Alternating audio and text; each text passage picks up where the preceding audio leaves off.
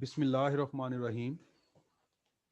Dear students, आज हम class 8 mathematics का लेक्चर नंबर 4 में चंद थ्योरम स्टडी करेंगे। आपको याद होगा कि हम चैप्टर 10 डेमोंस्ट्रेटिव ज्योमेट्री स्टडी कर रहे हैं और इसमें हमने आपकी बुक में टोटल 9 थ्योरम दिए गए हैं, जिनमें से हमने 6 स्टडी कर लिए थे और 3 थ्योरम आज स्टडी करेंगे और इसके अलावा कुछ थोड़ी सी रिव्यू एक्सरसाइज के मल्टीपल चॉइस क्वेश्चंस को भी देखकर आज चैप्टर 10 हमारा एंड हो जाएगा। तो आइए अपने लेक्चर की तरफ बढ़ते हैं। ये थ्योरम 10.27 है जो आपकी बुक के पेज 223 पर गिवन है। इसकी स्टेटमेंट है, if a transversal intersects two lines such that the pair of alternate angles are congruent, then the lines are parallel। ये थ्योरम की स्टेटमेंट है, इसको हमने प्रूव करना है। इसके लिए हम सबसे पहले फिगर ड्रा करेंगे। ट्रांसवर्सल एक ऐसी लाइन होती है जो कि दो जो लाइनें ये जिस तरीके से फिगर में भी शोन है, एल और एम, उसको टू डिस्टेंट पॉइंट पे इंटरसेक्ट कर रही है। इसको हमने टी से जाहिर की है इस फिगर में। हमने सबसे पहले दो लाइनें ले ली, एल एक लाइन एम। इस पे हमने ट्रांसवर्सल हमारे पास टी आ गया जो कि लाइन एल को ए पे और लाइन एम को बी पे इंटरसेक्ट कर रहा है। और इस तरीके से हमारे पास ये एक पेयर ऑफ ऑल्टरनेट एंगल भी बन रहा है, एंगल 1 और एंगल 2। ये ऑल्टरनेट एंगल बन रहे हैं। इनको हमने प्रूव करना है कि अगर ये लाइन टी, ये जो लाइन टी है जिसको हमने ट्रांसवर्सल कहा है, ये लाइन टी इन दो लाइनों एल और एम जो कि पैरेलल लाइंस हैं उनको इंटरसेक्ट करें, तो ये जो अल्टरनेट एंगल बनेंगे, एंगल 1 और एंगल 2, ये कंग्रेंट होंगे। ये एंगल्स कंग्रेंट हैं तो फिर लाइंस पैरेलल होंगी। हमने प्रूव करना है कि लाइंस एल और एम ये पैरेलल लाइंस हैं। तो हमारे पास गिवन है, a transversal T intersects two coplanar lines L and M at point A and B respectively such that the alternate angle 1 and angle 2 are congruent। यानी angle 1 is equal to angle 2। हमने prove ये करना है कि ये जो line L है और लाइन एम है ये पैरेलल लाइन है। तो आपको पता है कि पैरेलल लाइन तो कभी भी आपस में इंटरसेक्ट नहीं करती। अगर इंटरसेक्ट करती हैं तो वो फिर पैरेलल लाइंस नहीं होती।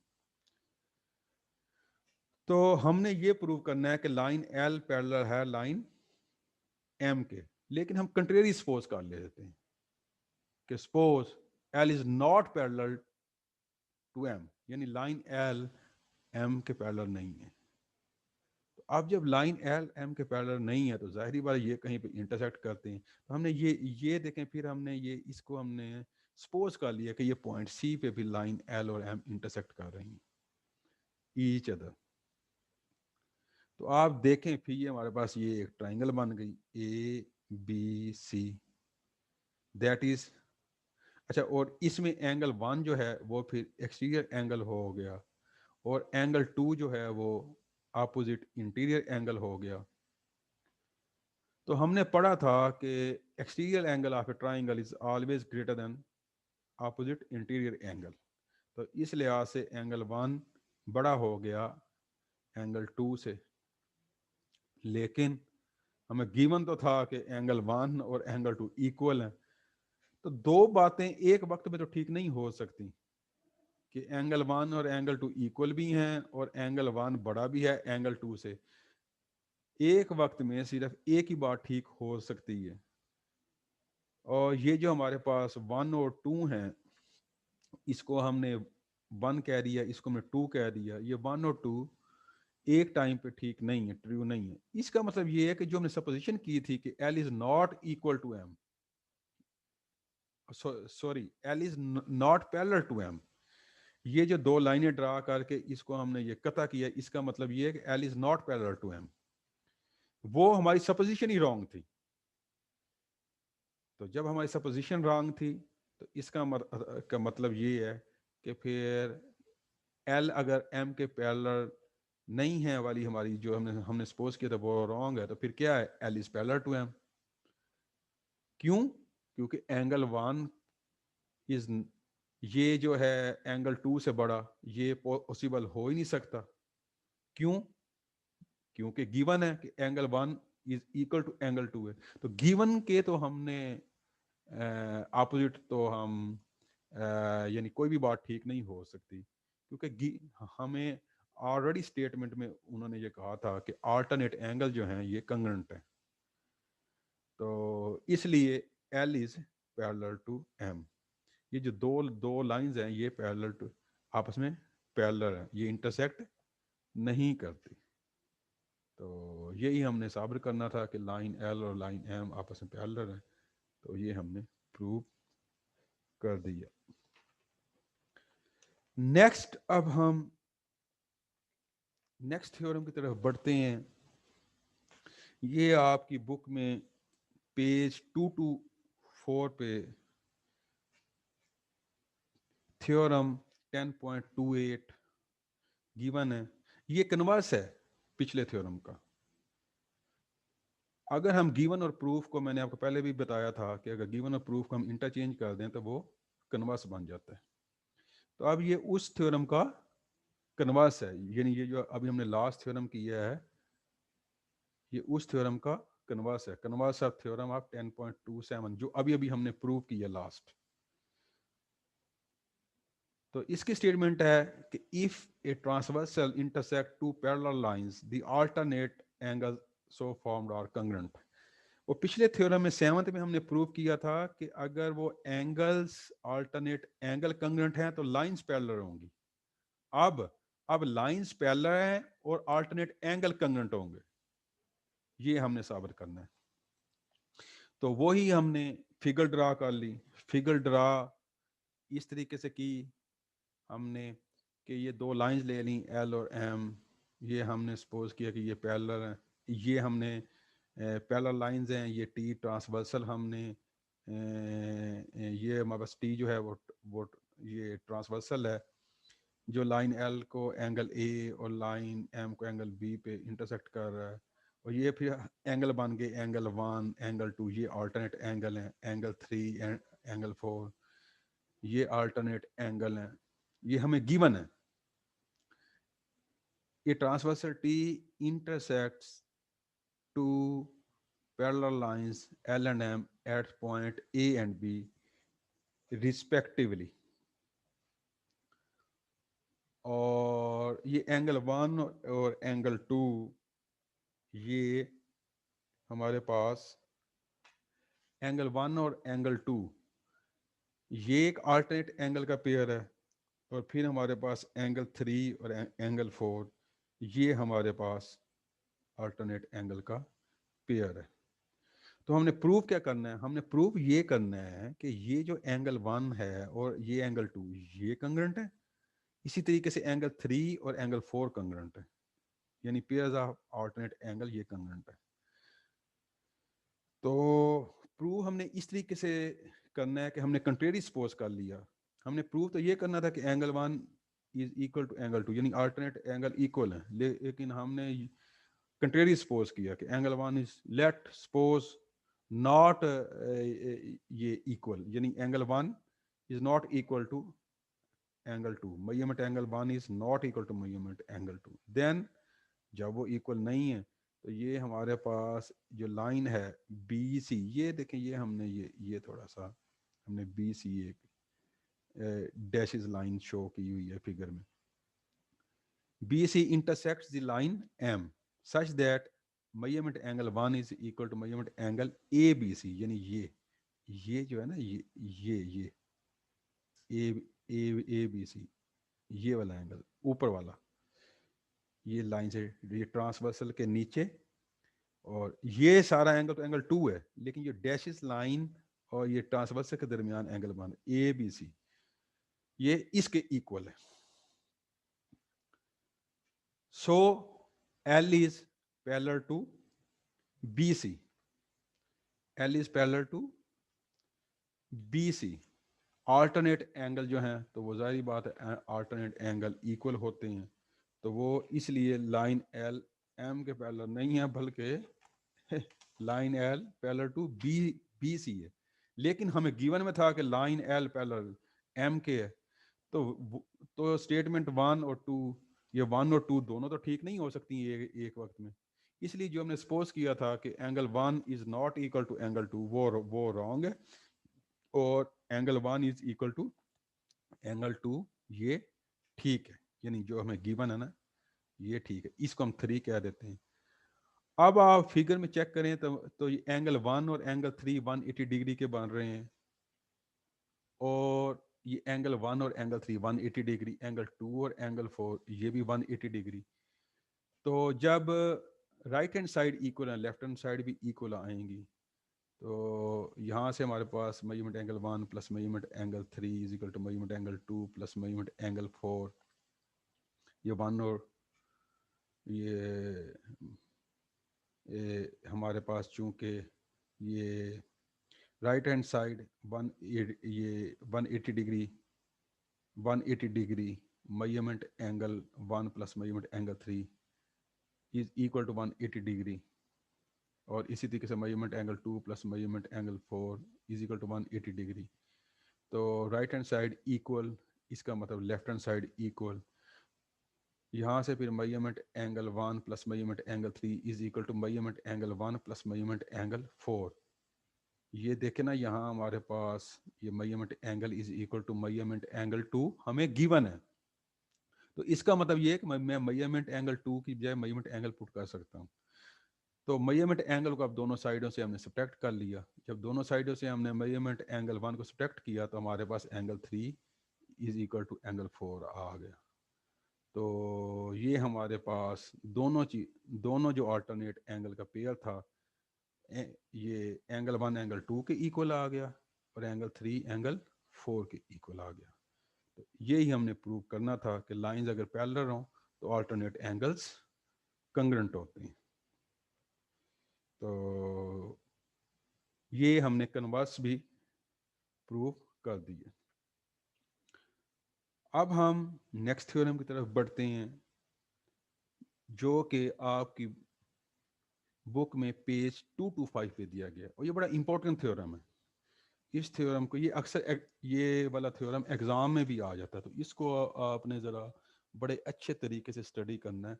वैसे तो आप जानते ही हैं कि ट्रायंगल के तीनों एंगल का मजमुआ 180 डिग्री होता है, पिछली क्लासेस में भी आपने 6th 7th में भी स्टडी किया होगा, और यहाँ भी आपने 8th क्लास में भी आपने पिछले चैप्टर्स में स्टडी किया होगा। लेकिन ये अब इसको बाकायदा थ्योरम की तरह किस तरह प्रूव करना है उसको हम प्रूव करते हैं। तो इसकी स्टेटमेंट है the sum of the measures of 3 angles of a triangle is 180 degree. तो सबसे पहले हम ये फिगर ड्रा कर लेते हैं। फिगर ड्रा की, ये हमारे पास ट्राइंगल ए बी सी है, और इसकी 3 साइडें 3 एंगल हैं। हमें गिवन जो है वो ट्राइंगल ए बी सी है। हमने प्रूव करना है angle A plus angle B plus angle C, ये जो तीनों एंगल हैं ट्राइंगल के, ये 180 डिग्री के इक्वल। तो हमने कंस्ट्रक्शन कर ली, हमने बी सी को प्रोड्यूस कर लिया डी तक, और ये हमारे पास ए सी डी, देखें ये हमारे पास एक एक्सटीरियर एंगल बन गया। ये पूरा angle A C D exterior angle बन गया हमारे पास। और हमने सी एफ पैरेलल ड्रा कर ली बी ए के, ये बी ए और सी एफ, ये हमने इसके पैरेलल लाइन ड्रा कर ली। तो अब हम प्रूफ करते हैं कि इस थ्योरम को हमने प्रूफ कैसे करना है। ये जो एंगल बी है हमारे पास, एंगल बी, ये इक्वल है एंगल एफ सी डी के, ये एफ सी डी के, ये इस एंगल के। क्यों? क्योंकि ये एंगल एफ सी डी और एंगल बी ये क्रॉसपोंडिंग एंगल्स है, और क्रॉसपोंडिंग एंगल्स आपको पता है कि वो कंग्रेंट होते हैं। इसी तरीके से angle A is equal to measurement angle A C F, क्योंकि ये अल्टरनेट एंगल हैं और अल्टरनेट एंगल भी कंग्रेंट होते हैं, इसको हम 2 कह लेते हैं। तो जब हम ये 1 और 2 को ऐड करते हैं तो हमारे पास आ जाता है measurement angle A plus measurement angle B is equal to measurement angle A C F plus measurement angle F C D. तो ये पूरा एंगल जो है ये तो एक्सटीरियर एंगल बन रहा है measurement angle A C D, क्योंकि measurement angle A C F plus measurement angle F C D is equal to measurement angle A C D. इसको हम 3 कह लेते हैं। हम इस तरह करते हैं कि ये इक्वेशन 3 के दोनों साइड पे मेजरमेंट एंगल बी सी ए हम ऐड कर देते हैं, राइट हैंड साइड पर भी और लेफ्ट हैंड साइड पर भी। ये हमने इसमें ऐड कर दिया तो हमारे पास आ गया measurement angle A plus measurement angle B plus measurement angle B C A is equal to measurement angle A C D plus measurement angle B C A. तो अब measurement angle A C D और plus measurement angle B C A इसको check करें तो ये 180 degree के equal है। ये आप देखें, ये फिगर से ये 180 डिग्री के इक्वल है। तो यहाँ पे हमने साबित कर दिया है कि measurement angle A plus measurement angle B plus measurement angle B C A यानी measurement angle C is equal to 180 degree. और ये तो तीनों एंगल थे हमारे पास वो गिवन ट्राइंगल के। तो इसका मतलब ये है कि अगर हम ट्राइंगल के तीनों साइडें जमा करें, वो ये हम ट्राइंगल के तीनों एंगल जमा करें तो वो उनका सम 180 डिग्री के इक्वल होता है। The sum of the measures of 3 angles of a triangle is 180 degree. तो ये हमने थ्योरम प्रूव कर दी है। ये हमारे जो आपकी चैप्टर 10 में 9 थ्योरम जो आपकी बुक में दिए गए हैं वो हमने प्रूव कर दी हैं। इनको आपने बड़े थारोली स्टडी करना है, बड़े अच्छे तरीके के साथ आपने इनको देखना है, और बड़े इम्पोर्टेंट थ्योरम है इन, और कुछ ज़्यादा भी नहीं है, सिर्फ आपकी बुक में 9 थ्योरम दिए गए हैं। तो अगर आप इसे गौर व फिक्र से करेंगे तो ये आपकी समझ में आ जाएंगे। इसके बाद हम अब आपकी बुक में रिव्यू एक्सरसाइज दी गई है चैप्टर 10 की, ये भी बहुत इम्पोर्टेंट है, इसको हम डिस्कस कर लेते हैं थोड़ा सा कि ये रिव्यू एक्सरसाइज जो मल्टीपल चॉइस क्वेश्चंस हैं इनमें हमने करेक्ट आंसर को चॉइस करना है। तो ये हम देखते हैं, ये आपकी बुक में पेज 227 पे रिव्यू एक्सरसाइज 10 चैप्टर 10 की दी गई है। तो इसका हम जो क्वेश्चन 1 है उसको हम अब मल्टीपल चॉइस क्वेश्चंस को करते हैं। ये आप देखें, इसमें सबसे पहले उन्होंने कहा हुआ है कि सिलेक्ट द करेक्ट आंसर। तो ये मैंने निशान भी लगाए हुए हैं, ये जो ब्लू कलर में है, कि सबसे पहला मल्टीपल चॉइस क्वेश्चन है which of the following is assume to be true without any proof. तो इसका आंसर है कि बेसिक एजम्पशन होती हैं जिनको हम विदाउट प्रूफ एज्यूम कर लेते हैं कि ये ठीक है। तो पहले का आंसर आ गया बी। सेकंड क्वेश्चन है which of the following basic assumption related to particular branch of mathematics. तो ये पॉस्टुलेट होता है, तो ऑप्शन ए करेक्ट है। Third, which postulate is two intersecting lines can never be parallel to the same line. तो ये 4 option दिए गए हैं, तो इनमें ऑप्शन बी ठीक है, ये प्लेफेस पॉस्टुलेट होता है। तो ऑप्शन बी इज करेक्ट। इसी तरीके से फोर्थ में through two distant points how many lines can pass. तो through two distant point only one line can pass. तो ये ऑप्शन जो ए है ये ठीक है। पांचवा है कि if given and to prove of theorem are interchange then what does the statement called. अभी हमने एक थ्योरम किया था और फिर उसका कन्वर्स भी किया था, तो ये कन्वर्स ऑफ द थ्योरम होता है। तो ये ऑप्शन ए जो है ये करेक्ट आंसर है। 6, if two lines intersect each other then what is the sum of four angles? अगर दो लाइंस इंटरसेक्ट करें तो उनका सम कितना होता है? तो दो लाइन इंटरसेक्ट करें तो वो एक पूरा सर्कल ही बन जाता है। अगर आप उसके एंगल वो बने तो ये 360 डिग्री के इक्वल होता है। 7th, what is the sum of three angles of a triangle? अभी हमने ये 9th थ्योरम प्रूव किया है जो कि बड़ा इंपॉर्टेंट थ्योरम है। हमने प्रूव किया the sum of the three angles of the triangle is 180 degree. तो ये जो ऑप्शन सी है ये करेक्ट है कि 180 degree. Number 8, what is the sum of two acute angle of right angle triangle? Acute angle वो होते हैं जिनका सम फिर 90 डिग्री होता है। तो ये ऑप्शन सी जो है ये करेक्ट आंसर है। Option C is correct answer. Next है 9th, what is the measure of base angle of an isosceles triangle whose vertex angle is 30 degree? ये आप देखें ये वर्टेक्स एंगल 30 डिग्री है तो ट्राइंगल के तीनों एंगल का मजमूआ 180 डिग्री होता है। तो जाहिर बात है ये दो बेस एंगल इक्वल होंगे क्योंकि आइसोसेलेस ट्राइंगल है और इसकी आइसोसेलेस ट्राइंगल की दो साइडें इक्वल होती हैं और दो एंगल इक्वल होते हैं। तो ये 75 डिग्री आ गया, 75 डिग्री ईच। तो option A is correct. 10th है, if a transversal intersect two parallel lines then two interior angles on same side of a transversal are. तो ये सप्लीमेंट्री एंगल्स होती हैं।